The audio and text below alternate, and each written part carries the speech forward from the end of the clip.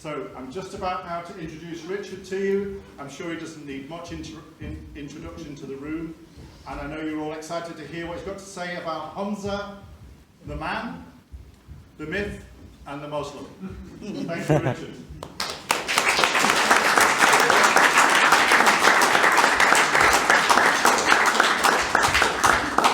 Right, thank you for coming this evening. It's nice to see you squeezed in here. I guarantee, I hope, that this will be very interesting for you. There's so much to say about Humza Yousaf, and where do you start? Now, I'm going to speak for maybe someone going on an hour, then there'll be time for questions after then. But to be honest, giving a talk about an individual politician, that's not something I've ever really done before. I've not really even thought about doing that. But Humza Yousaf is just as remarkable, the amount of material there is that needs to be discussed about him. To learn about him, about his roots to becoming First Minister, his route to the SNP, and the political culture in which he has flourished. Now, a lot of what I'm going to say in this talk is less than complimentary. I mean, let's be frank. This is not a sort of peal of praise to Humza Yousaf. So devoting a whole lecture to criticising someone, basically, I think I need to be a bit careful myself. We won't be laughing at Humza Yousaf falling off his scooter, for example. Slightly amusing though that was. We're trying to focus on more serious issues this evening. And I would say as well, Humza Yousaf is a fellow human being. I'm a Christian. I believe Humza's made in the image of God. Very valuable. I want to treat him with respect. I don't have any ill will towards him at all. If Humza Yousaf wanted to do a lecture on my faults, I'm sure if he got the right information, he could do a good hour on my faults and flaws as well. And my faults and flaws, thankfully, are less public than Humza Yousaf's, because I'm not the First Minister. Now, if I think if you take the job as First Minister, then, well, you're under scrutiny. People are going to comment on what you do and the sort of person that you are. I would have invited him this evening so he could reply to the points. If I thought there was the remotest possibility he might have actually come, I would have invited him. But I thought there wasn't, so I didn't bother. So my little subtitles there, the man. What are his values? What are his qualities? What sort of a person is he? The myth. Well, I'll tell you what I think the myth is at the beginning. The myth is that he's fought his way to the top in the face of appalling discrimination and racism. But he's fought his way to the top despite it. Right, the Muslim. What a fascinating topic. In what sense is Humza Yousaf a Muslim? That is a very interesting question, because when I talk to Muslims about Humza Yousaf, there's some interesting comments are made. We'll come to some of those later. So I'm going to talk about his, it says he's a proud Muslim. What does that mean? How does that express itself in his politics? Now, I was going to have a fourth thing, but as everyone knows, you can't have four things, can you, in a catchy title? It's just not catchy anymore. Classic example, Churchill, blood, tears, toil and sweat.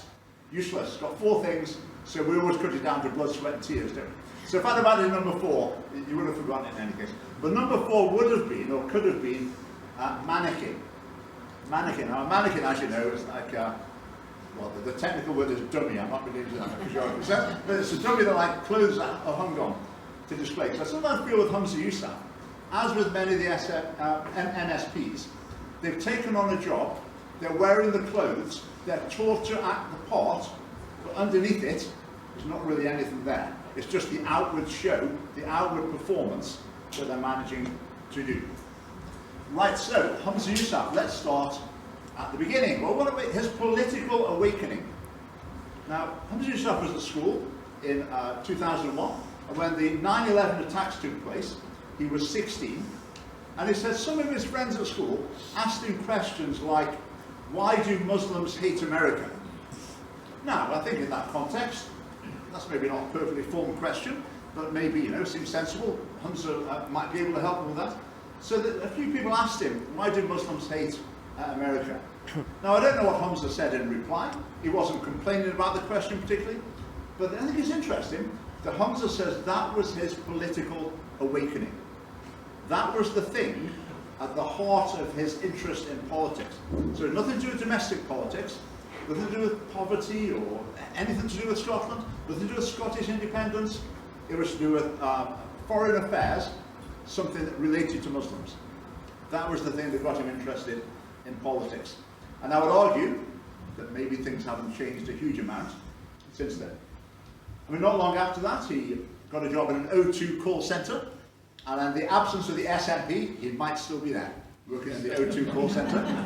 But he's not, because under Alex Salmond, the Scottish Government had an idea. And their idea was to reach out to Muslims in Scotland, because they tended to vote Labour. So the SNP thought, what can we do? These Muslims are voting Labour, we've got to reach out to them, we've got to persuade them to vote SNP. So what better than set up the government-funded Scottish Islamic Foundation? So that's what they did. They set up the Scottish Islamic Foundation. And this was basically the SNP using taxpayers' money for election campaigning. It was just a means of persuading people to vote for the SNP in the longer term. But it was one of the many schemes to do that. So the Scottish Islamic Foundation was set up, and who was employed by it? Well, none other than Humza Yousaf. He was taken on in a key position. It's a small organisation. And the other key person in it was Humza Yousaf's cousin, called Osama Saeed. The other key person was Humza Yousaf's girlfriend, and wife-to-be, just to complete to keep it in the family. So Osama Saeed, Humza's cousin, what do you know about him? Well, a Muslim Brotherhood activist, which is on the more extreme wing of Islam. After he'd finished in Scotland, he went to work for Al Jazeera, the Arabic TV station, which Humza Yousaf was recommended as a news source. Osama Saeed went on to be an SNP candidate in 2005, to be an MP. He didn't get elected. People said if he had been elected, he would have been the first Islamist MP in Britain. Because Osama Saeed had some quite extreme views. He called for the restoration of a caliphate, a sort of Islamic empire under a single ruler, which again, most Muslims, that's not on their agenda, but Osama Saeed, it very definitely was. We'll just give you one of many instances with Osama Saeed. Two of the 9/11 terrorists worshipped at a particular mosque. And after the 9/11 attack, some people said to the imam at that mosque, said about him, they said, you know, you're an extremist. This is what people in your mosque have done. So, you know, the spotlight's on you. We think you're an extremist as well. Osama Saeed, Humza Yousaf's cousin, sprung to the defence of this imam and said that's completely unfair. Just because these two people worshipped at his mosque, you can't criticise him for that. Then the next thing we know, it turns out that that imam was himself a member of Al-Qaeda and was actually killed in a drone strike by the Americans some years later. That's Humza Yousaf's cousin, who was employed by the SNP government for the Scottish Islamic Foundation. Oh, I'm forgetting. I've got slides here. Where are we? Osama Saeed, there he is, in the Yousaf family picture. And so we're continuing with the Scottish Islamic Foundation. When Humza Yousaf worked for it, I had a few letter exchanges with him in the Scotsman newspaper. I would write something, Humza Yousaf would reply on behalf of the Scottish Islamic Foundation, and we had a few conversations on the letters page of the Scotsman. But Humza and his cousin did something quite remarkable during the time of the Scottish Islamic Foundation, and that is that they brought a former Hamas commander to meet with Scottish ministers in the Scottish Parliament, which was quite remarkable, but that is what happened. That happened in 2008. Now, the Scottish Islamic Foundation, it promised to put on a festival of Islam in Glasgow, some huge event. They might not say it was promoting Islam, but anyway, a huge festival in Islam in any case. £400,000 was their funding for the whole project. And this festival never happened. It was badly organised, it felt a bit. Financial irregularities were detected, and it ended up the government took back £128,000 because they said this is just a total disaster, such a mess, we want some of our money back, and they had it back. So Scottish Islamic Foundation, two problems with it. One, links with extremism, and number two, financial irregularities and utter incompetence. So what better springboard for a career into politics as a government minister? Because that's exactly what the Scottish Islamic Foundation served as for Humza Yousaf. Now, Humza was a director. His then girlfriend, who became his first wife, also worked for the Scottish Islamic Foundation. I think that would be about the whole staff of it. So quite remarkable. This will be government funded.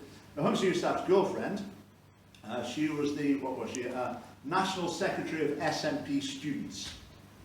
So it's blatantly obvious that the Scottish Government was funding SNP activists to promote them in the eyes of a particular community. I mean, it's just so transparent. But Humza Yousaf also got a job helping an SNP MSP, Bashir Ahmed, again, a Muslim.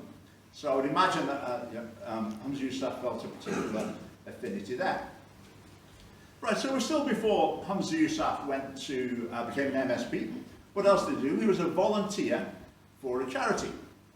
He was a volunteer for the charity called Islamic Relief. There are a lot of Islamic charities that function. I think a lot of them are charities. You know, they help people, they feed people, they just do the sort of things you'd expect a charity to do.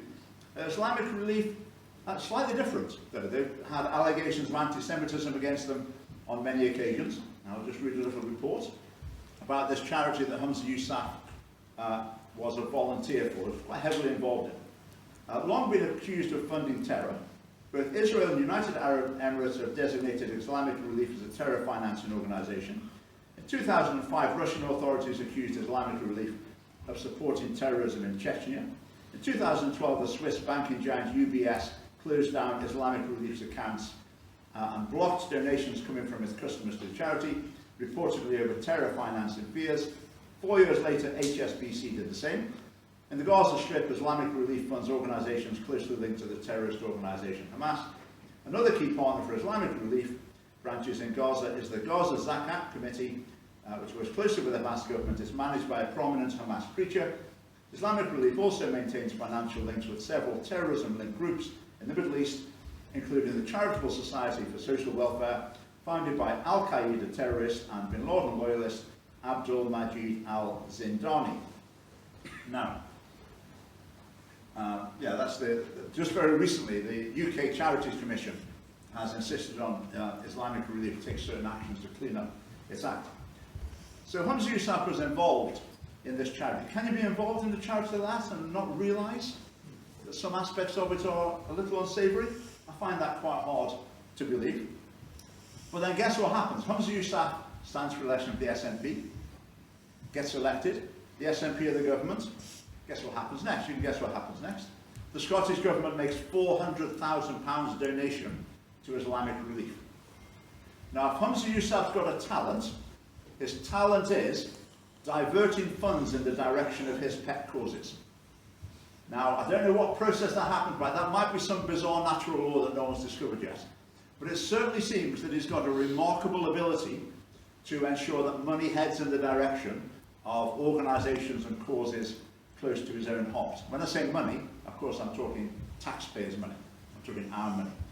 £400,000 to Islamic Relief.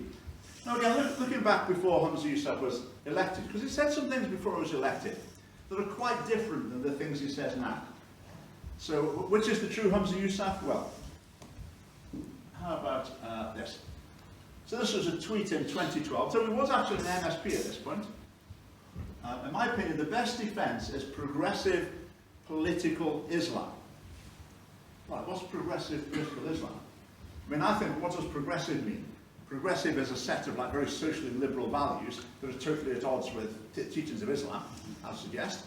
So what's progressive political Islam? Well, it seems like, my understanding, I would assume that means that you have a government that says we are an Islamic government, but their policies are actually nothing like Islamic values. I mean, that's the best I can make out of it. I don't know. But let's see what else he had to say. Right, he's also praised this party. This is the Muslim political party in Tunisia. And it's renowned as being, in the world, to be one of the most moderate Muslim parties in the world. So their policies, like if you look at them, you'd think, okay, that sounds okay, not a big problem there. But the interesting thing is that they are very explicitly an Islamic party. So again, it seems to be that Humza Yousaf is endorsing the idea of explicitly Muslim governments, explicitly Muslim parties. Now personally, I think that's wrong. Not because I think Muslims shouldn't do it, because I think Christians shouldn't do it either. So if someone said, oh, let's start the Christian party, we'll get the Christians being in charge, and then that'll show all those other people that we're the ones in control. No, that's totally the wrong approach to politics. Politics is about policies. It's about running the country to everyone's benefit. But Humza Yousaf, at this point, seems to be very clearly saying, no, he thinks government with an Islamic label, explicitly Islamic politics, is the way to go. Another interesting tweet. Where are we? 2011, so I think this is just before he got elected. All this talk coming from the US and UK about an Islamist government taking control is smoke screens and mirrors, I think he means smoke and mirrors, to protect their own interests. So he's talking about Egypt. Egypt, remember the Arab Spring, the revolutions, people were hopeful that there'd be democratic, liberal democracies established. But in Egypt it went the other way, and it ended up with a sort of relatively extreme Islamist government taking over. And a lot of people, including a lot of Muslims, were saying, right, this is bad news. We do not want this happening in Egypt. But Humza Yousaf was saying, nothing to worry about. It's absolutely fine. Calm down, everyone. What's the problem? Again, a very interesting comment. I'd love to see him question on these things. I mean, where are the media in Scotland? Where are they? I mean, there's an open goal to pin you down on that. Where are they? Who knows? Who knows? Right, what's coming next? I think this is a very, very concerning little story to add here. So Humza Yousaf, he spoke about this after he was elected, but he was talking about the fact that he appreciated this figure in the book before he was elected. So he was elected as an MSP, Scottish Book Week, I think it was. Name your favourite book and tell us about it. So Humza Yousaf stood there on the Scottish Government YouTube channel, standing there with a copy of the autobiography of Malcolm X, saying, he's my hero. This great book is an absolute hero.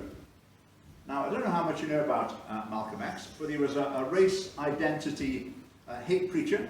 He followed a religion called Nation of Islam, which has nothing remotely to do with Orthodox Islam. It's just there's a strange sort of Islamic veneered cult. But Malcolm X followed that.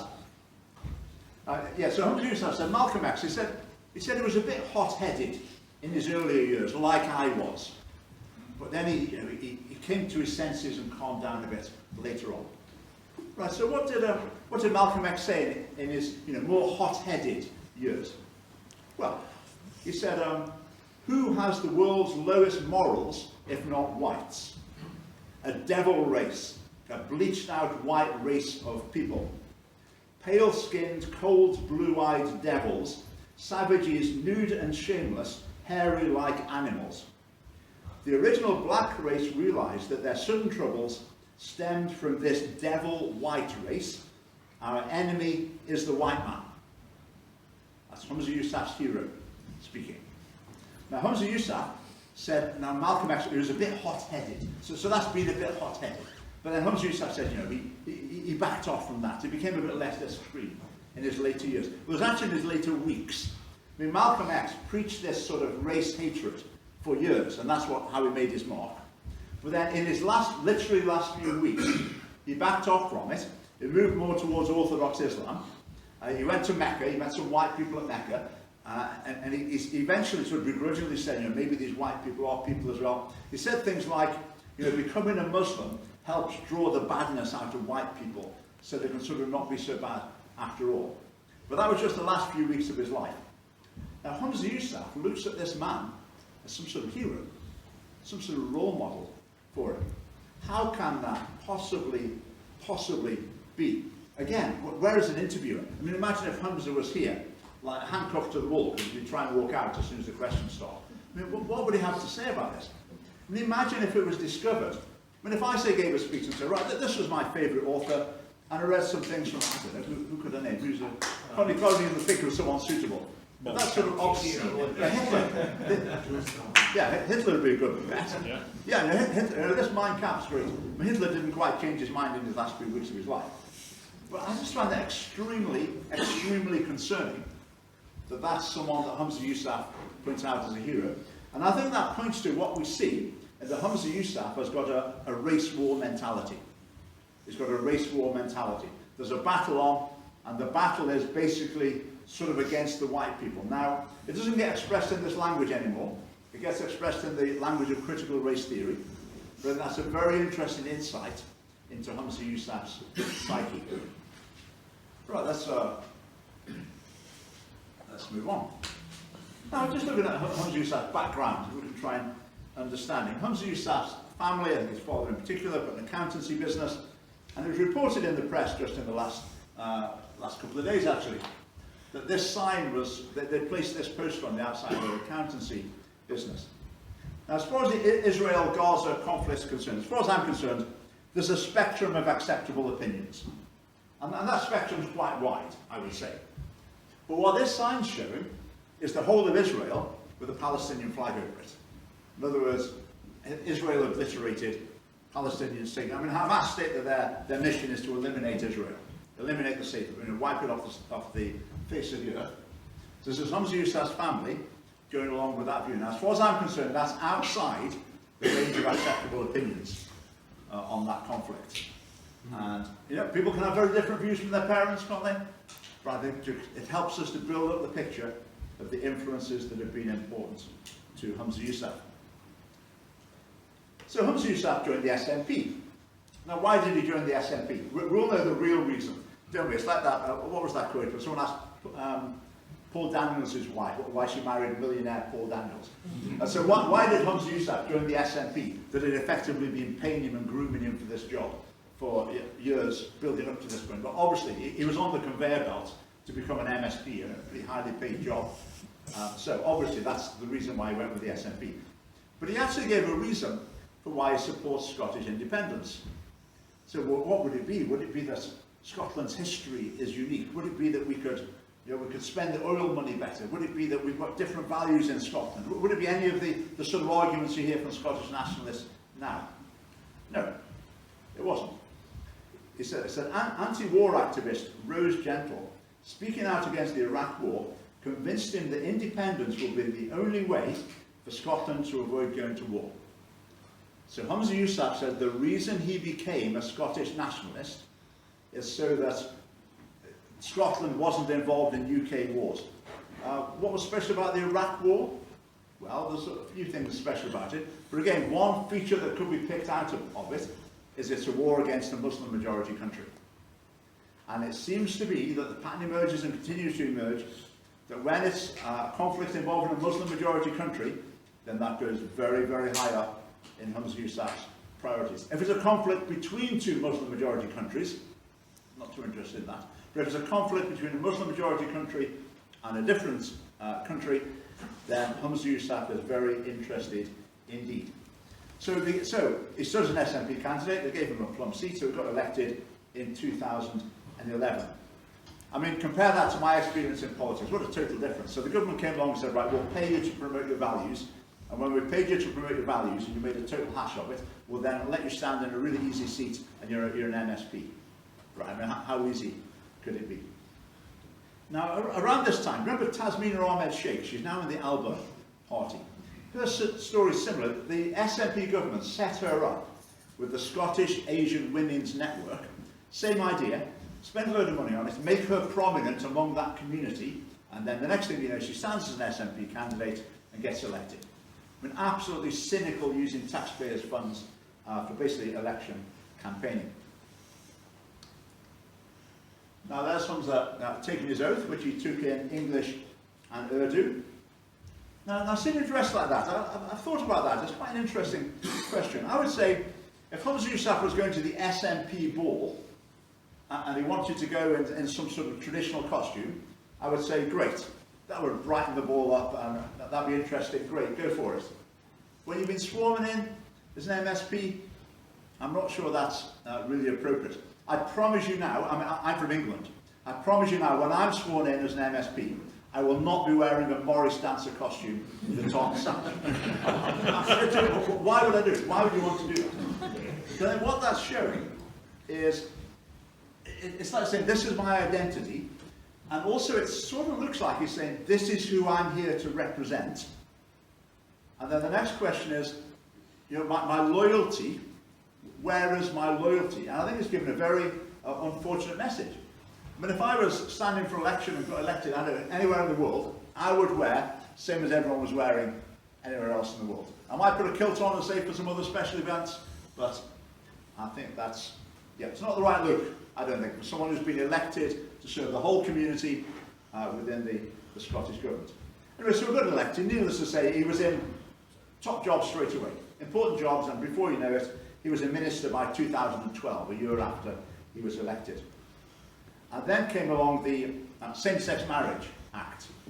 Right, that was a bit of a problem for him. I think he'd been elected with quite a bit of support from the Muslim community, and now he knew that if he voted with the SNP, this was not going to go down well with a lot of people who might have previously supported him thus far. He voted for it in the early stages. Then the suggestion is, confirmed by Alex Salmond, is that he seems to have dodged one of the later votes deliberately, because he didn't want the flack of having to vote against it again. Now, his answer to that, I mean, obviously there's going to be tensions. A lot of Muslims are going to say, what are you doing? You know, you've been saying, I'm going to represent Muslims, I'm a Muslim, I'm going to go into politics. Then he goes in and votes for same-sex marriage. Then Humza explained it to them. He said, Muslims don't vote for the SNP because they think the SNP gives them spiritual guidance. Well, of course, yeah. But does that really get around the question of the fact that the SNP implements values diametrically opposed to the values of most Muslims? I don't think it answers the question at all, but that was Humza Yousaf's best attempt. What else has he been up to while he's been an MSP? Well, he became the Justice Secretary, and his obsession, I would say, as Justice Secretary was the hate speech legislation, which comes into force on the 1st of April, appropriately. And when I listened to Humza Yousaf talking about that in the Parliament, he'd stand in front of the committee and he'd explain why it was needed, and he pretty well always said the same thing. He said, this is needed because people are nasty to me on Twitter. And it really sounded like he was saying, right, I want to nail these people who have a go at me on Twitter, so we need this law, and then I'm really going to get them. I'm really going to sort them out. And it was quite transparent, and that was his mindset there. But I would say to Humza, do you really need it? You're doing pretty well without it. I mean, look at some of these stories. Right, I've got 4 of these little stories. Right, I'm going to read what these people say. I mean, there's some offensive language or whatever, but I'll read it. So someone said, this was Twitter, yes, this was on Twitter. So the person said, you're a packie, don't tell us white guys what we can and can't do. Right, what do you think of the person who said that? Right, I think they're a pretty unpleasant individual, and they should be utterly ashamed of themselves for saying that. Terrible thing to say. But £500 fine? And if someone says something like that, something offensive like that on Twitter, would you be thinking, all right, let's get the police, let's get them nailed, let's turn their life upside down, let's get them fired as a teacher or whatever else? Now, Humza Yousaf in court, in order to get this, I was going to say gentleman, this person nailed for this, he claimed that this tweet had caused him alarm and distress. Right, do you believe that for a second? That he read that and he was alarmed and distressed at reading that? I don't believe it for a moment, so that's an integrity issue. I believe what he said in court was not true. He was willing to say it in order to get someone nailed who was not very nice to him on Twitter. Right, next one. Humza Yousaf was selling the Big Issue in Glasgow, and someone who I think has shown that character is appalling, and I shouldn't have said any of this. He said, you're not from my country. Humza Yousaf said, I was born here. And the person replied, maybe you were, but the rest of your people weren't. Okay, pretty unpleasant, unnecessary, horrible thing to say. The headline, when this was reported in a newspaper, said that this man had been spared jail. Spared jail and just been fined instead. Again, Humza Yousaf took the initiative, pressed the charges, got this person nailed. If Humza Yousaf instead had said, this is what the person said to me, that's really wrong, isn't it? That this is the sort of thing I have to put up with. Virtually everyone in the country would have been entirely sympathetic with him. But instead, he wants them nailed. Right, next one. Twitter, again, as it was then. This was after a terrorist attack. So Humza Yousaf, good Scots name, I'm sure he is backing Muslim killers, be having a whip round for terrorist families soon. Right, what do we think about that comment? Again, ridiculous comment. Nothing positive to say about that comment at all. The person shouldn't have said it, totally wrong. But really, should someone be convicted for that? Having a whip round for terrorist families soon. Again, is that grossly offensive? Is that abusive? Is it threatening? I can't really see that. It's not libelous. But that person was convicted and fined. Now, just going back to that statement, I did just have a second thought about it. having a whip round. I mean, if you're the First Minister, you don't have a whip round your mates, do you? You've got something much better than that. You've got a tax system. You can have a whip round the whole country. That's what he does. And what did he do with the money recently? Well, there's a suggestion that he decided to direct it towards an organisation that is accused of having significant links with terrorists. So that statement might not actually be at the opposite end of the spectrum from the truth. But anyway, so that one last one. I think this is Twitter as well.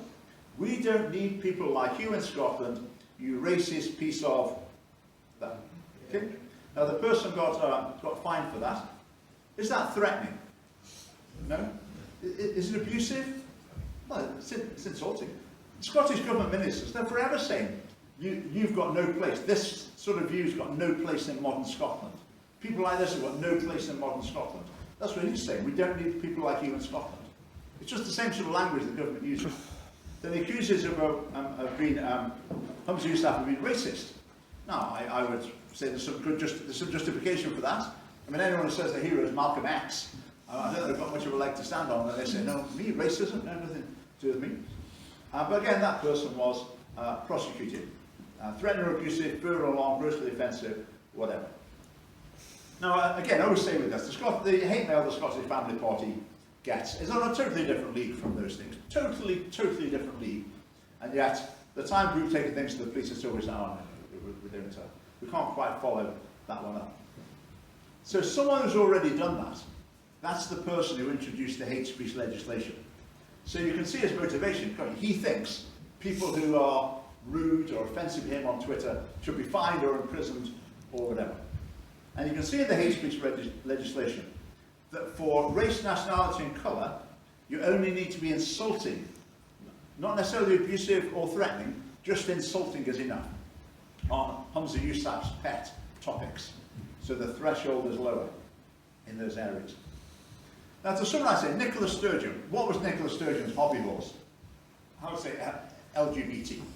Okay, independence as well, but the main thing, LGBT was her thing. For whatever reason, she had a personal affinity with that topic. With Humza Yousaf, his thing is race and Islamophobia. They're the things that he feels most strongly about and is most aggressive about. Now, obviously, you've all seen his white speech at the Parliament.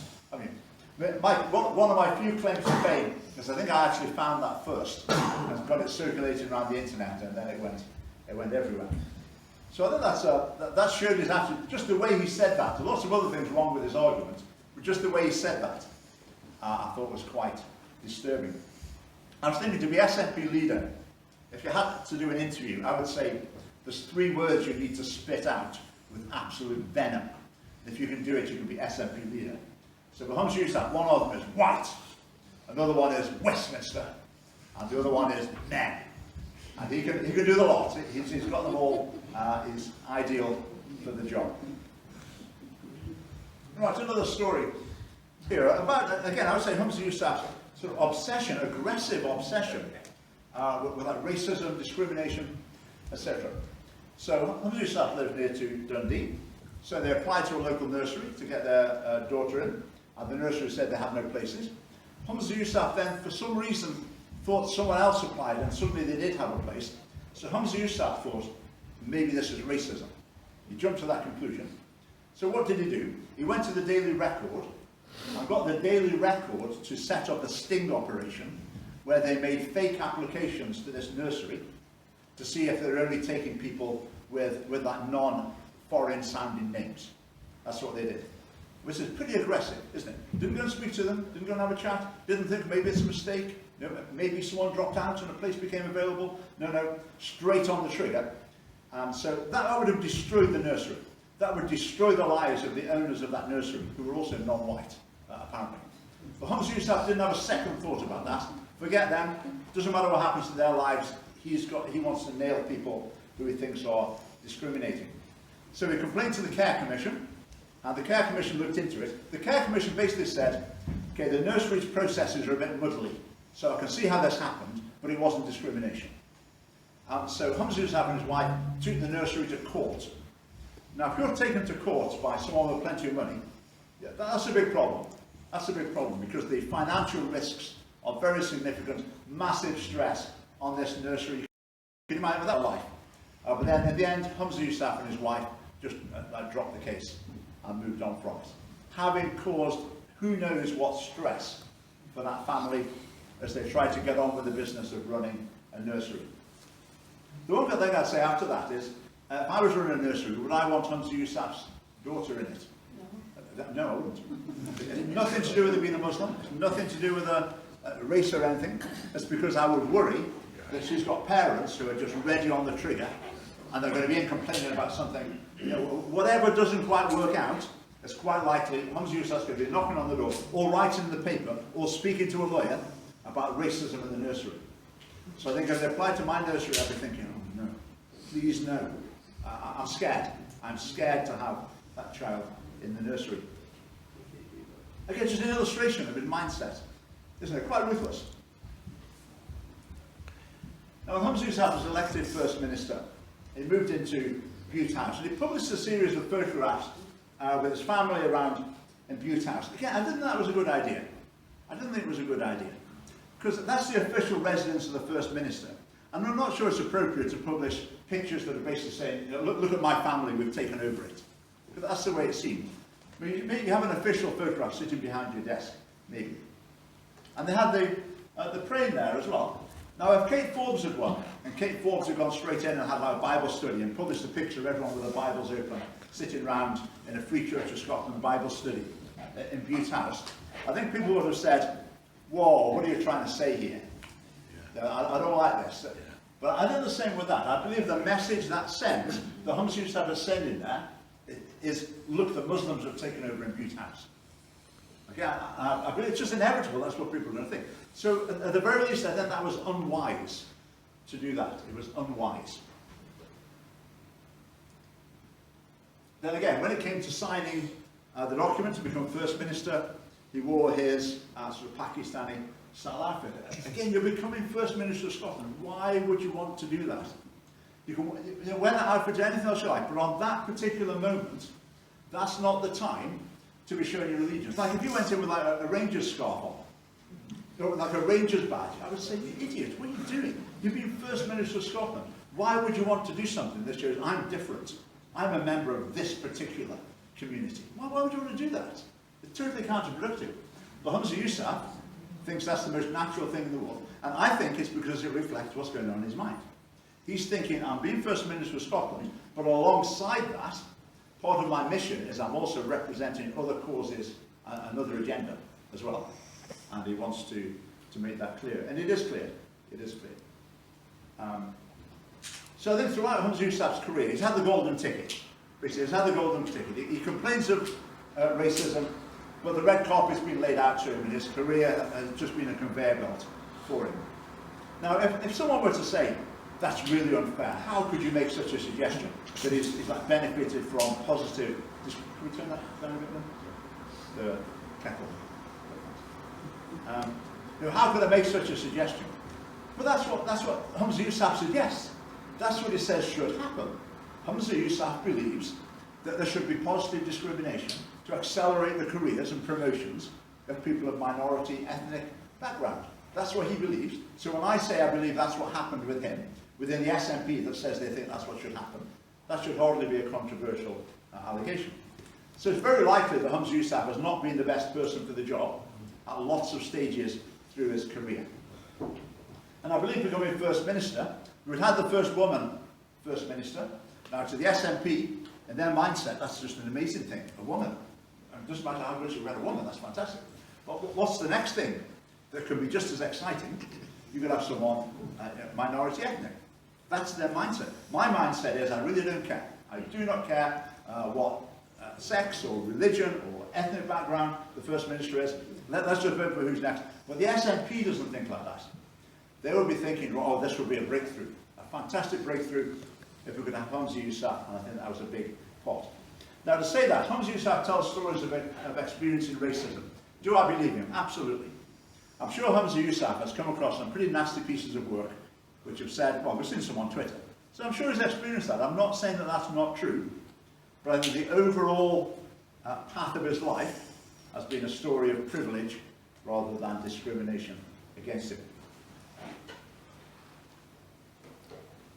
Right, again, this is another story that makes you think, well, where is journalism in Scotland? Where are the journalists?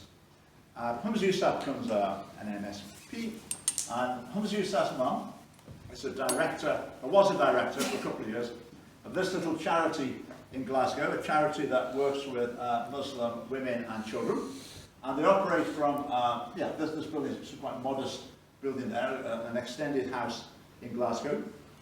And while Humza Yousaf's mum was the director of this charity, the first year the Scottish government gave them £150,000 to reduce their carbon footprint.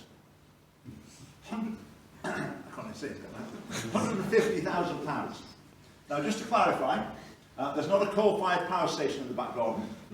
This is a charity that runs nurseries, and they do some lessons. I'm sure the charity's great, there's a lot of good work. £150,000. They applied for a grant again, and they got £150,000 the next year. And that's the highest you can get, so £150,000. So they've got £300,000 to reduce their carbon footprint. That little charity there. Now, why did that? And then Humza Yousaf's mum stood down, and they never got any more funding. Now, remember I said, there just seems to be this amazing talent that Humza has, that when he's in the government, taxpayers' funds find themselves flowing towards organisations that he approves of and his pet causes. I mean, that should have been a massive story in the Scottish media, and I do not understand how it wasn't. A bit more about Humza's values. This is during the Black Lives Matter craze, whatever you want to call it. That's Churchill's statue in there in London. They had to box it in because it was being attacked and vandalised repeatedly. And someone spray painted on that. They spray painted on it, "Do not open, racist inside." And someone retweeted that. Someone tweeted that. And guess who retweeted it? Humza Yousaf. Humza Yousaf. Now again, that's a news story. Scottish media, where are you? What's going on? Humza Yousaf retweeted that saying, "Do not open, racist inside."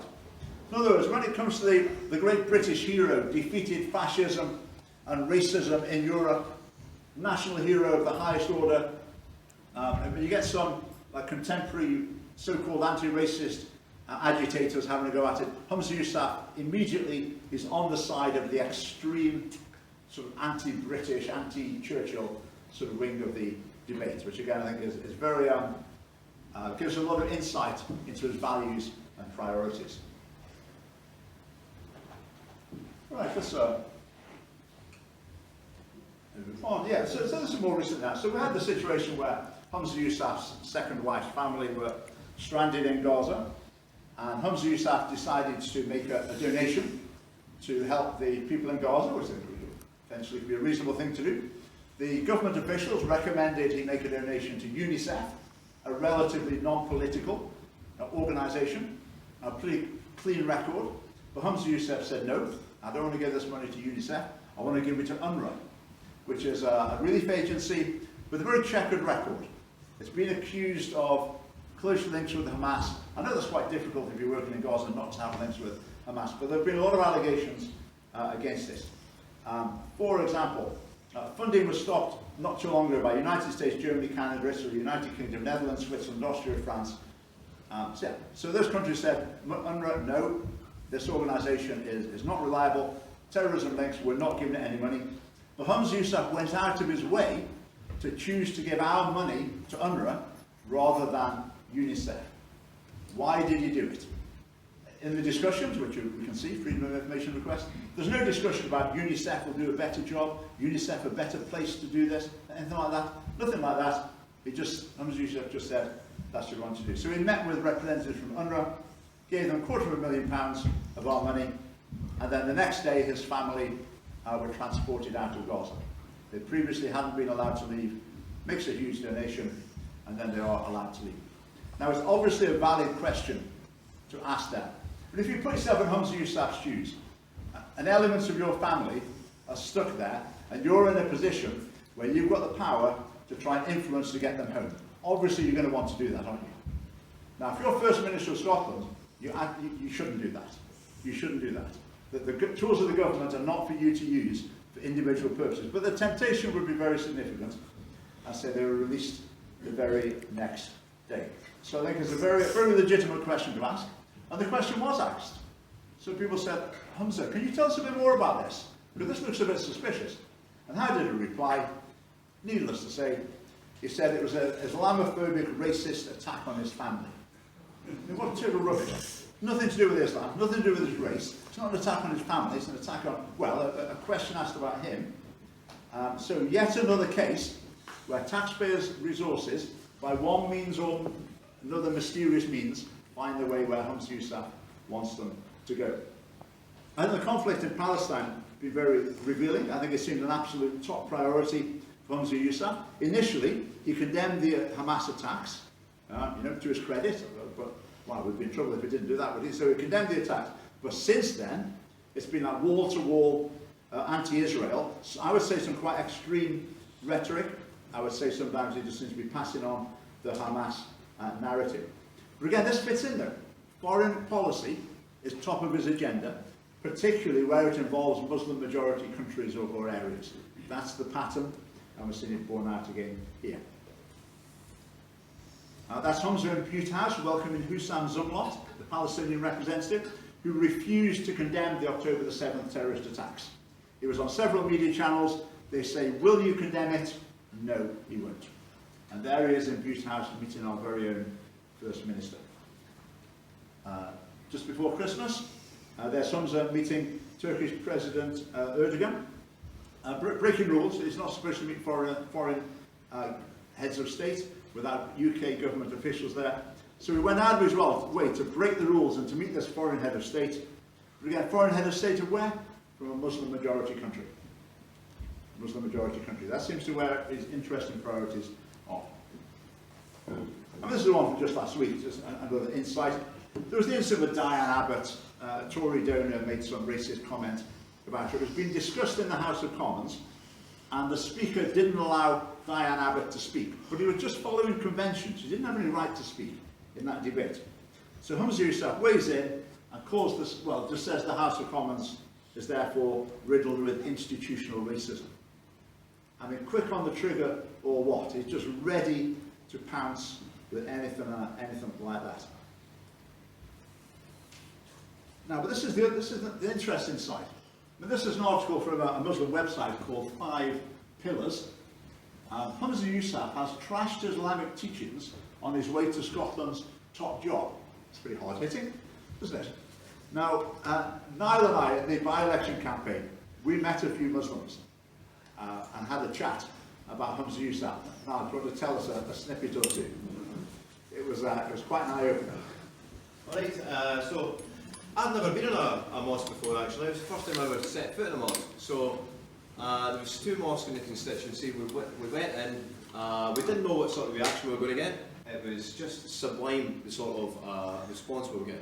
And it become more to the point where that was the only place I felt I could get a proper conversation about this trans issue. That's how stark the reality is. But when we went inside, all the discussion about Humza Yousaf, he's betraying Islamic teachings. He's going against Islamic teachings. Of course, but I mean, this is what the whole mosque is telling us. It's not just one isolated person. This is everyone, basically. So I understand it's like maybe isolated instance what you're saying, but this was like across the board, and I guarantee if we were to campaign again, we'll go to the mosque again, and it'll be the same story. Yeah, right, thank you. Yeah, I mean, it really was. I mean, some of the, including leaders as well, were not holding back in the comments. Let's put it that way. But anyway, let's read from this article here from 5 Pillars. This is well, this is pretty hard hitting. Maria Akbar says, Humza Yousaf's shameful denial of Islamic values is a lesson to us all. If we sell out Islam in a desperate attempt for validation and acceptance, it will only bring us disgrace. But despite being the first Muslim to lead a major UK party, I personally feel nothing but despair and outrage at his appointment. His proclamation of being a proud Muslim, and at the same time expressing views such as there's nothing wrong with LGBTQ or abortion, deeply bothers me. Standing in the public sphere and loudly proclaiming that you're a Muslim, then supporting values that go directly against Islamic teachings is extremely offensive and an utter disgrace to everything Muslims stand for. In the eyes of the non-Muslims, it's not clear what Muslims believe at all. In fact, Humza Yousaf may appear as the more relatable normal one, whilst the rest of us mainstream Muslims will appear as extremists. I can quite understand that view, because a lot of Muslims, that they believe in similar things to the family party, and when they say so, they say, this is what I believe as a Muslim, people think, well, Humza Yousaf doesn't believe that. You must be like on the lunatic fringe of Islam if you believe that. I mean, nice Muslims like Humza Yousaf would never say something like that. Now, in the leadership election campaign, Humza Yousaf was very, very careful to say that he won't let his faith influence his legislator. I thought, were they carefully chosen words? His faith won't influence the way he votes on laws, but might it influence other aspects of his leadership? Not quite sure. Okay. Right, let's move on then to Humza Yousaf's current wife, Nadia. She's a pretty hardline very hardline pro-Palestine activist. She's also worked for the SNP. This is the way things work within the SNP if you follow things. And she had an affair with a man a few years ago. And the man she had an affair with, she'd messaged quite regularly. And so she was worried her husband would be suspicious of messages on the phone. So she called her boyfriend, Karen. So when the messages came up on the phone, it looked like Karen was sending a message, or Karen had called. But the husband got a bit suspicious, and unfortunately for Nadia, the husband was an IT expert. So he found a way of downloading the whole set of messages between Nadia and a boyfriend that she was having an affair with, and they contained comments such as these. Again, I'll read these out, most of it. It's not personal, I just effing hate your religion, and I'll do all to defeat your filth. And Nadia's a Muslim. This is her boyfriend sending her these messages. Next messages. And in your favour, we live in an uneducated, loopy left-wing society who is more interested in claiming benefits and being ignorant to the threat of your horrible disease, which is a make-believe ... in the sky. Next quote. If I had a gun, I would shoot a Muslim. Right, the person writing that, this gentleman that Humza Yousaf's current wife was having an affair with Humza Yousaf's current wife, he was an SNP councillor. So an SNP councillor wrote those things. So the husband got them and thought, oh, wow, I think the husband was probably Muslim. I thought, wow, what's going on here? So we reported it to the SNP. What do you think they would do? I mean, judging by Humza Yousaf's response, you'd think they'd be attacked through the front door by the next morning, wouldn't you? But no, the SNP did nothing. No action taken. They never heard any response from the SNP at all. So, a bit rude to Humza Yousaf on Twitter, you'll find yourself in court, say things like this, which are absolutely beyond the pale, and the SNP, so the husband said, oh, I'm going to take this to the police. So he did. He went to the police, and this former SNP councillor ended up paying a £1,000 fine. But it's curious that it seems like Humza Yousaf's current wife, she didn't complain about it when he was sending these messages to her. She seemed fine with it. The affair continued despite these messages. I mean, you could barely make it up, could you? It's just it's remarkable. Right, next little... Oh, there they are. So this is the SNP councillor who sent the appalling messages. That's Nadia, Humza Yousaf's current wife, and that's her now ex-husband. Right, how are we doing for time? I need to do some speeding up, I think.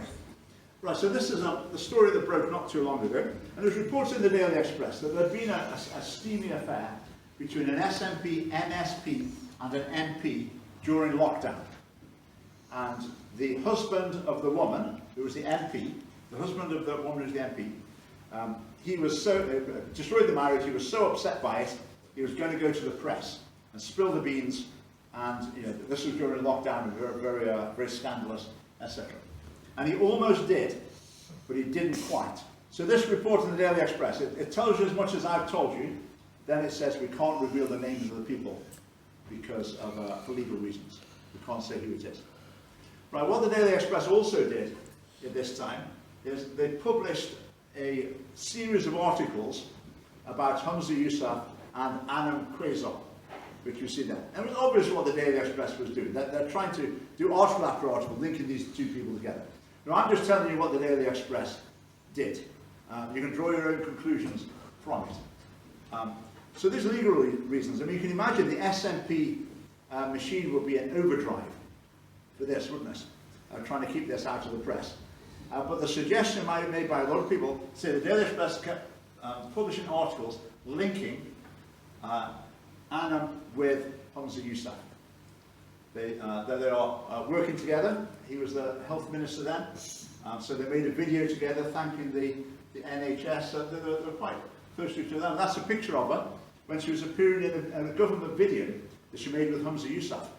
I think she was quite dolled up there for a sort of public information video to be made with Humza Yousaf. Anyway, so that's the situation there. So who knows what the truth is?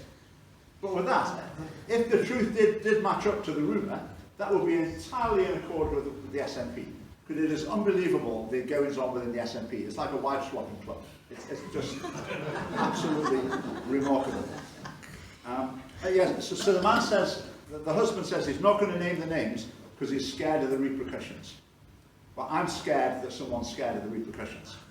Because that is a story of the utmost importance. But at the moment, the lawyers and whatever threats, pressure has been applied, have succeeded in keeping that story out of the public domain. Okay, where are we? Ah, yeah. I mean, Humza Yousaf, Transport Minister, drove without insurance. I mean, if you're a Transport Minister, would you not think this is not a good idea? Would you not imagine the headline and think, maybe not? How about this one? Humza Yousaf becomes Justice Minister, Justice Secretary.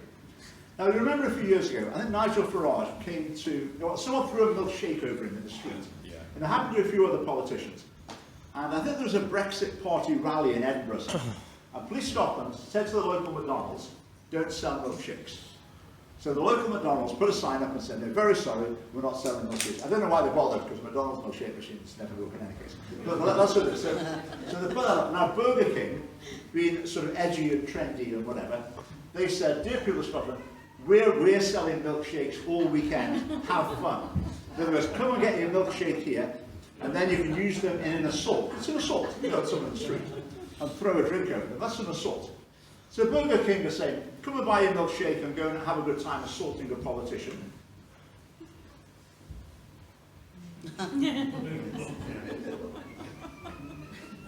But the Justice Secretary likes it.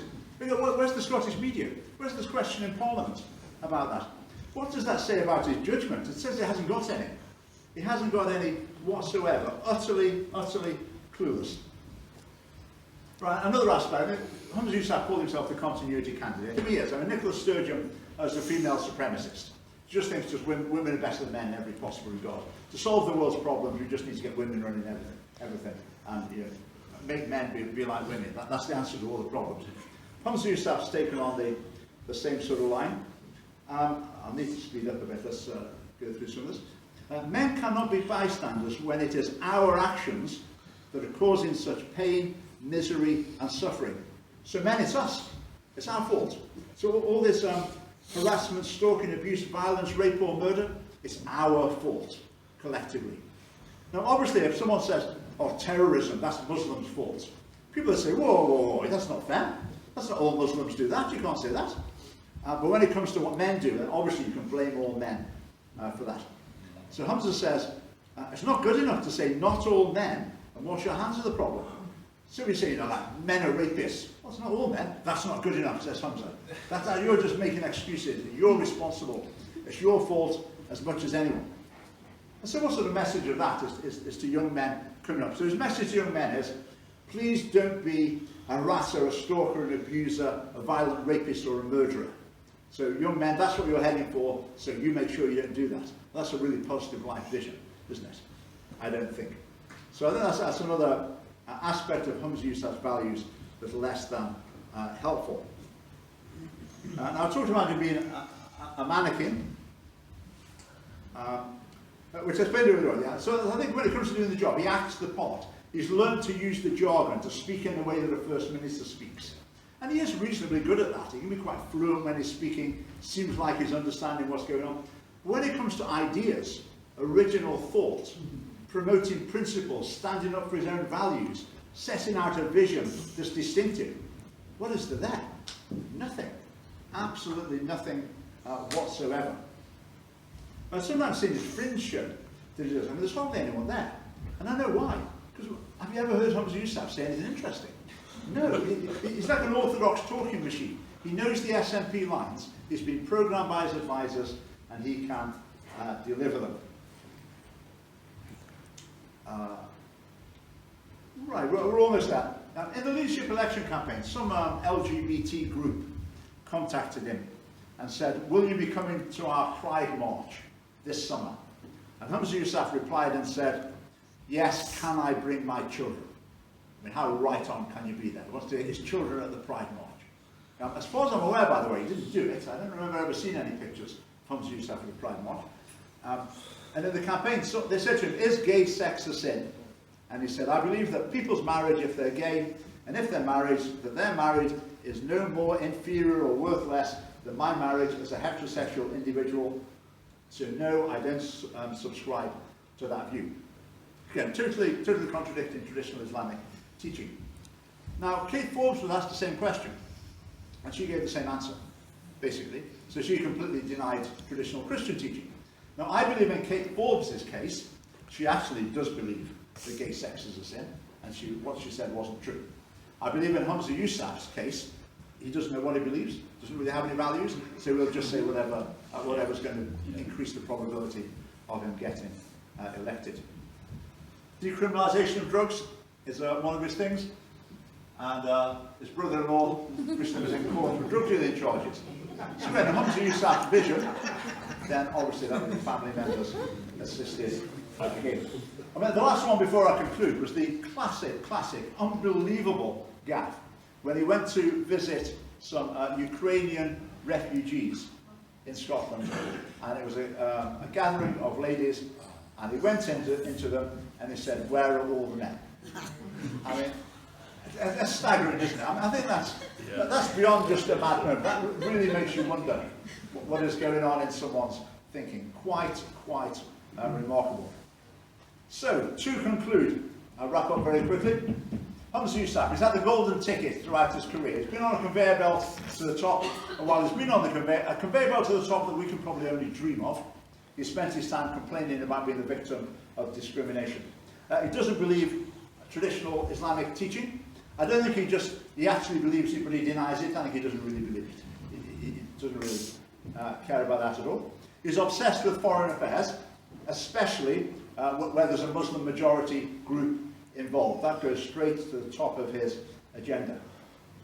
I think when he shows his dual identity, when he became an SNP, when he became an MSP, when he became First Minister, again, I think that reflects the fact that high in his priorities, his loyalties, is allegiance to groups around the world, particularly Muslim majority countries in foreign affairs.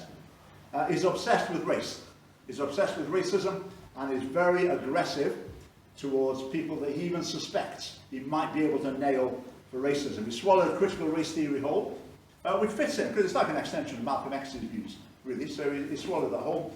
And so I think in him is an ingrained hostility, basically towards white people. He sees that there is an injustice in the world, and to bring justice, white people need knocking down a peg or two. And that's what he believes, and he's aggressive and vindictive in pursuing that aim. I think he's incompetent. I think he is a mannequin. His judgment appears non-existent in many cases. Independent thought, I just cannot think of a single example where he said anything original. If you see him being interviewed or debating, can he think on his feet? I said never. He's quite good at delivering the standard lines, but I've never seen him respond to something on the spur of the moment. He's an orthodox talking machine. He's been programmed, and he can speak it out. And the other great talent he has, by whatever means, is that taxpayers' funds find themselves making their way towards his pet causes when he is in the government. How did this happen? How did he get to be First Minister? Well, is it early life? He was quite privileged, wealthy, private school. But then he was recruited into the SNP's strategy to reach Muslims, basically. And that put him on the golden conveyor belt all the way up to First Minister, positive discrimination, all the way. He talks about being the first Muslim Pakistani First Minister. I don't care about that, but I think he is the worst First Minister, and that's against some considerable opposition. I think he's Nicola Sturgeon plus like group identity, allegiance and family, foreign affairs, plus an intense personal race grudge as well. I mean, if Nicholas Sturgeon wasn't bad enough, he's managed to add a bit in there. Now, the things I've said here, obviously my mission in life to a large degree is to take these points into the Scottish Parliament, to put these, if the media won't do it, let's get elected and let's do it ourselves. Let's bring these issues up, let's put people on the spot, let's have a discussion. Now, you might be thinking at this point, we're going to get Humza Yousaf out. Yes, I agree, but we also need to think about who we get in as well. Because what does happen in British and Scottish politics is one lot are really bad, so we get another lot in, and then it takes a while to realise they're just as bad, and so it goes on. So the Scottish Family Party, our pro-family, pro-marriage, pro-life message is unique. We think we've got better ideas than the parties in the Parliament. But as well as having better ideas, I also hope we're better at critiquing and analysing the other parties as well, and what's going on in the Parliament. So we would love you to support us in our cause about trying to take these messages into the Parliament and using the Parliament as a platform to speak to the nation more widely as well. So don't rush off. I say do have a cup of tea if you want to join the Scottish Family Party. Do fill the form in. We'd be delighted to welcome you aboard. And thank you very much for listening.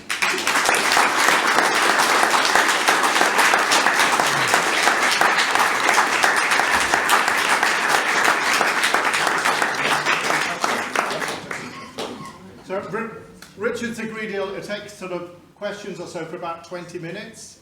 So you're very welcome to put your questions. I thought perhaps we could take questions, say, in groups of 3, and then ask Richard to respond, to give the maximum number of people a chance to contribute. So there we go, at the back on the right there. Okay. Mr. Lucas, thank you very much enjoyed your lecture. A couple of points that I'd like you to be addressing. How do we break this programming that is going on amongst the ultra-woke young people that are coming through? And do you see the recent victory of George Galloway as a good thing for politics, or as a warning for the nation? Could you address that, sir? Thanks very much. Yes. Sorry, we'll just go. Go ahead, please. Go ahead, yes, please. Thank you very much for the lecture. I thought you were very generous. There's another aspect to his character I want you to comment on, whether you've noticed this. And it's flashes of anger that seems quite unpleasant. I saw this when a campaigner who was campaigning against the hate crime bill when it was still a bill stood against him and turned up at the count dressed as Adolf Hitler. Right? And he was clearly making a point. I mean, he wasn't there campaigning for the Nazi Party. He was clearly making a point that Humza's hate crime bill was totalitarian. And he was doing Roman salutes, but he had a love heart drawn in his hand. This is a love salute.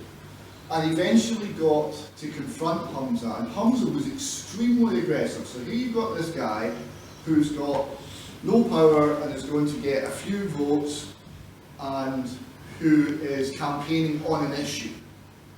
And rather than, and Humza's got all this power and is in the government and is putting bills forward, and rather than saying to him, look, I understand your concerns, here's why I think this is important. No, he went for aggression, right?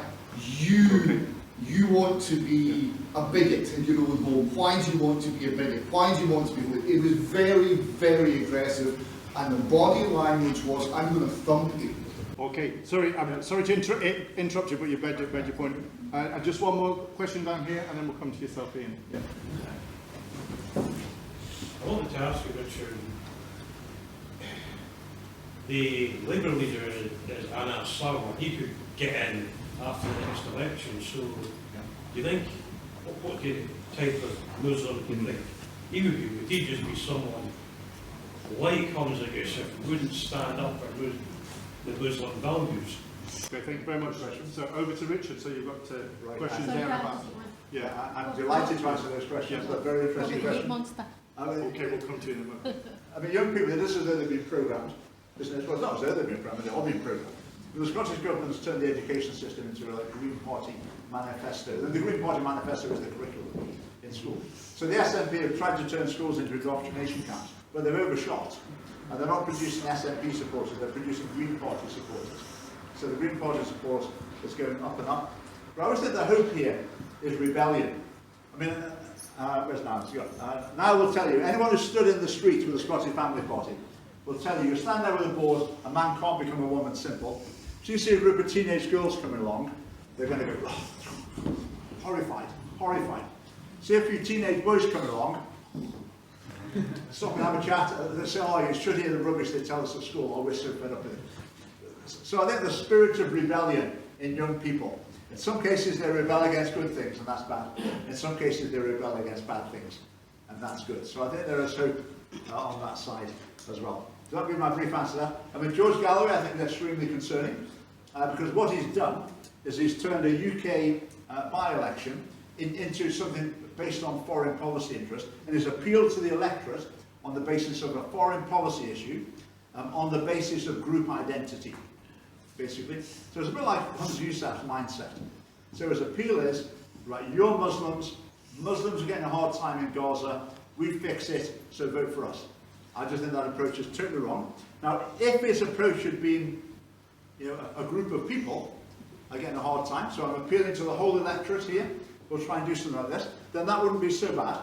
But even in that case, the UK is not involved in this directly. In any case, it's not as though the UK is at war with someone, so I think it's a very dangerous development, and I fear what it will effectively lead to will be an Islamic party in the UK. And if they do start getting a block vote of Muslims, then I think that will be very dangerous, and I think it would stir up significant hostility towards Muslims. Because if they think they're standing for election in order to impose Muslim values on everyone else, then that's just going to be a disaster for interfaith relations. Humza Yousaf being angry, yeah, I always mentioned that. The way I would have described it is sometimes his face goes really dark. And it just looks quite scary. And the way he treats people, the way he goes after people, I think is vindictive. So I do have that concern. Now, someone asked about Anas Sarwar, I was going to mention him. Now, he's of similar background. I don't get that impression from Anas Sarwar at all. I've never seen his face darken with that sort of hardness and aggression in Anas Sarwar. In terms of Anas Sarwar's values, I would say they're not much different from Humza Yousaf's. Remember the famous white, white, white speech in the Scottish Parliament? In the same debate, using the word debate in the loosest sense of the term, that's what they call them in the Parliament, in the same recitation hour in the Parliament, Anas Sarwar stood up and gave basically the same speech. He listed different jobs, but he did it, white, white, white. You know, he didn't say it, he said it more nicely. So who's more dangerous? The person who sounds really aggressive when they're expressing really dangerous views, or the person who sounds a bit more personable? Thank you. Thank you, Roger. So, Ian? Just two brief questions. I agree with you 100%, Richard. I think that Humza Yousaf's got no morals. And I'm not saying you're wrong here by giving this alternative view, but you said you don't think Humza Yousaf's a Muslim. I think he might be a genuine Muslim and disagree with the views he's promoting, just because he's got no morals, like you said, to get himself into power.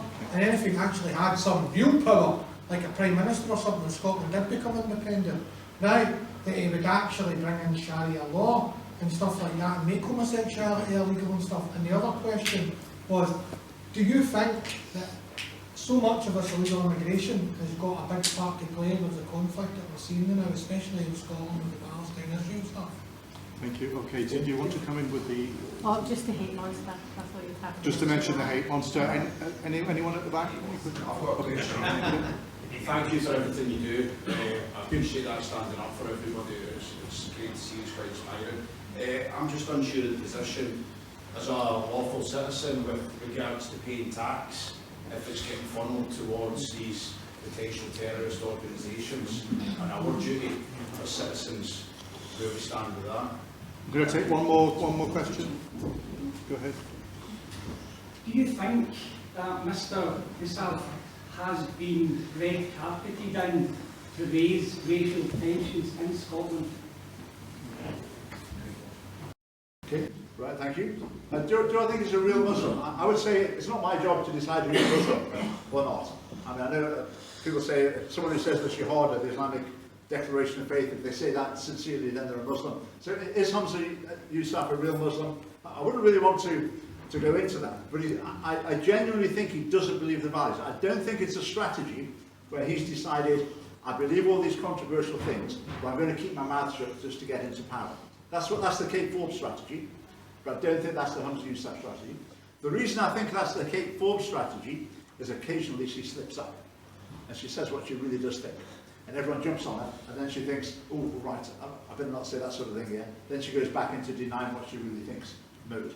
With Humza Yousaf, I've never seen the faintest shred of evidence that he actually holds to traditional Islamic teaching. I mean, illegal immigration, I think is a huge problem. Probably we're going off at a tangent there. But I think generally, it's an issue with immigration in general, I would suggest. I think if you've got a group of people in a nation who are from a different country, and they're very concerned about what's happening in that country, and they bring it to the attention of people in the country where they're living. They're called dissidents. I think that's pretty good. That helps us to understand what's going on around the world. I like that. What I'm not so keen on is when this becomes a group so big, this becomes like democratically significant, and that group is having democratic influence to influence foreign policy. I think that's where it becomes a bit of a problem for me. Now, I think with immigration, I think that as people integrate, I think that effect would be eroded. Eventually, it would fade away completely. Apparently, I'm from France. My family's from France. But, you know, I've got not the remotest loyalty or whatever to France. I mean, if there was some like war between Britain and France, I wouldn't have the faintest, maybe the French are going to join the French. I just wouldn't begin to think like that. So I think it takes time. But I think the scale of immigration is a relevant factor to these issues. I mean, the hate monster. I mean, how do they sit around a table, the top brass at Police Scotland, watch that and think, yeah, that'll go down the store. People will watch that and they'll think, wow, we're really so glad that you educated us adults by showing us a stupid, childish little puppet thing. I mean, it's just unbelievable. How can they not realise that's just going to bring, people, there should be a laughing stock by doing that, but they can't seem to realise it. Now, paying tax, when you know it's going to bad causes, that's quite a complex philosophical question, and I won't claim to have given it a huge amount of thought. I mean, a classic one for me would be like abortion as well. I pay for the state to kill unborn children. I've not got a major problem with that. But I suppose the other side of the argument would be, well, we're a democracy, you can campaign along with everyone else. And if it was the case, then when you got your tax return, it gave you a breakdown of what it was being spent on, and you could choose which bits you wanted to pay or not. Then obviously it's not going to work. But on the other hand, I think in extremis, I can imagine, maybe in Nazi Germany, if someone said, well, I'm not paying tax to this government because what it's doing, I don't think any of us would say, oh, you should do really, stand for election next time. So it's a very interesting question, and it needs more thought from me before I've got anything more. Okay, we've got sort of five minutes or so left. Lady there. Hi, can I ask, we appear to be subject to media blackouts, particularly relating to Humza's levels of corruption and his financial activities. How would you suggest the decent Scottish people with integrity address that and challenge it? Go ahead, Richard, what do you think the long-term effect will be of LGBT teachings within mainstream curriculum? Yeah, and any other questions? At the back there, Gareth? So one question is, what is the S&P strategy with Humza now, and what is the next move? And another, in part of that, Humza had a wish that would be granted. What would that be? What is his idea? Just take one more comment. Right, so my question would be, so after the gender recognition reform bill had passed, a lot of the unionist media were saying, like, we could never do this again, you know. They were very clear that, you know, this was crazy, but not long after that, they're all trying to get everyone to go for Labour, which is basically pushing the same message. So my question would be, why do mainstream media outlets, why do you think they think that people are that stupid that they just would forget about the mistakes that have been made? Okay, thank you very much. There's a lot of questions there about the media, the role of the media. Yeah. I think I have been utterly puzzled by some things. Like when we did an opinion poll about sex education in Scotland, sent it to all the media, slam dunk story from any point of view, that's a media story, no one would touch it. But there are some things when it's like the media's really at them. They sniff the scent and they really pursue them. But then you get to other issues and it seems like they won't go near it. It's a mystery. It is a genuine mystery to me why that happens. I think alternative media is increasingly important. I think alternative media, I think you should approach with a degree of scepticism. I mean, a bloke said it on YouTube isn't necessarily the greatest source, unless it's me, obviously. But all the other people on YouTube, and we need to just try and check up things for ourselves. But it is bizarre what goes on in the media, and often I am just bemused by it, and I'm awaiting answers. The effect of LGBT education, and part of the effect is a vastly increasing proportion of young people are declaring that they're LGBT because it's fashionable. And I think that will have very negative effects in the longer term. Basically, L, G, B, and T all correlate with negative outcomes, life outcomes in some quite serious ways. So teaching children, take your pick, give it all a try, it's all equal, it's entirely up to you, you just try whatever you want to. I think that's a very dangerous message, and it's going to be very harmful. I think the transgender aspect of it, quite a lot of people get that, they understand that this is dangerous. The other, particularly like bisexuality, and there was a survey done quite a few years ago now where more than half of 16-year-olds said they were bisexual. So that means more than half of the people are willing to experiment with a homosexual relationship, and that will have quite a profound impact on the course of their sexuality through their life, and that might steer them away from happy marriage, family, etc. They might be steered away from that by the message at school. So I think it's extremely destructive. The SNP's strategy with Humza Yousaf, right, I'm not sure how long Humza Yousaf will last. Partly because, think about it from his point of view, like every week is the worst week ever for him. Things just get worse and worse and worse. How long can he take the strain of it? I don't know. If he went, what would happen? Maybe Kate Forbes would stand again. If she did, someone else would stand and the other person would win. Wouldn't matter who it was, but the other person doesn't have controversial views. So the other person would win. But I would suspect Humza will lead them into the election, the general election, and then there'll be crushing defeat, and we'll see where it goes from there. What does Humza Yousaf wish for? I would imagine, now don't shout at me, I sometimes feel sorry for Humza Yousaf, because he spent years watching Nicola Sturgeon, and Nicola Sturgeon would stand in front of the camera, and she'd trot out these standard lines every time, and everyone would say, okay, thanks very much, thanks Nicola. Question from the media, yeah Nicola, where did you get that really good idea from? And that would just go on for year after year. And then it's Humza's turn, and he thinks, right, I know how to do it, I've been watching Nicola for years, I'm going to stand there, I'm going to say exactly the same things, and suddenly it doesn't work anymore. So it must be frustrating for him. So I'd imagine his wish is that people would start liking him, respecting him, thinking he's good, doing a good job, and he was popular. I think that's his overwhelming wish. Now, the last point, Dominic, that's a fascinating point about the unionist and nationalist press. The unionist press, they will talk, like the Daily Express, the Daily Mail, they'll talk about social issues, and they might take a bit of a conservative view at times, but the unionism or nationalism overwhelms it every time. That's more important in the end.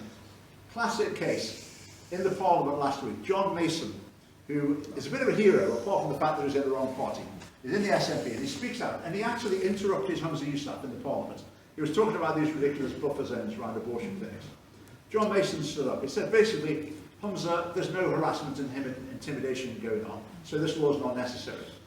Right, that's pretty bold of him. And Humza Yousaf just said, no, I disagree, I completely disagree. Shut up, John, sit down, that's him. Right, the Daily Express reported that as something like Humza Yousaf slapped down John Mason. In other words, what they achieved there is John Mason achieved the impossible of getting the Daily Express to do a positive headline about Humza Yousaf. I mean, it just shows how far this would go. But with the family party, what we're always saying is, vote for what you believe in. We've got to put positive values in the place. What happens at the moment is we have a government, they make a mess of it, eventually people get so fed up that they'll vote for whoever's in second place to replace them. Even though the policies are virtually the same, and it goes round in circles. And we're saying we want to break the cycle, because if people vote for what they believe in, then we can have good values in the Parliament instead of outside the Parliament, and then let's see where that Thank you very much, Richard. Thank you very much. I think that brings us to an end.